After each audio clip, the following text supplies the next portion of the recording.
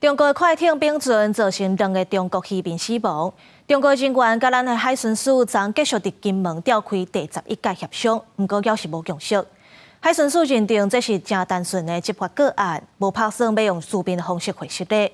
另外，行政院长陈建仁特别出声，甲海委会主委关碧玲相听，伊讲会全力支持海巡执法，卖提供受难者人道协助。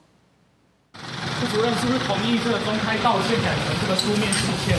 面对镜头无讲话，中国人员真正家己回去时，中国快艇并船案2死相关金下水和金流局势，双方29伫金门再去下昼各展开第10甲第11班的闭门协商，不过双方离开的时拢面色沉重。这过程不顺利吗？海巡署副署长柯正之对敢是处理共识、签署递欠文件、付为金等拢无回答。海巡署也强调，这是单纯执法个案，无开会书面道歉。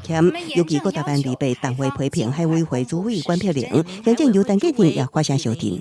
我要特别感谢我们海委会管主委的这个辛劳，他带领了整个海巡署做很多的沟通协调那我想最近呢，他也受到了一些的委屈了。那本署是完全是依法来执行职务，依照目前客观的我们的调查的客观证据显示，并没有同仁的疏失责任，所以目前我们没有书面道歉的这个规划。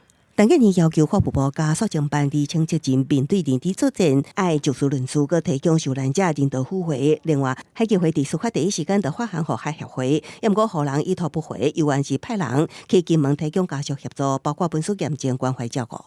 这起不幸的事件本会向家属表达慰问跟关怀。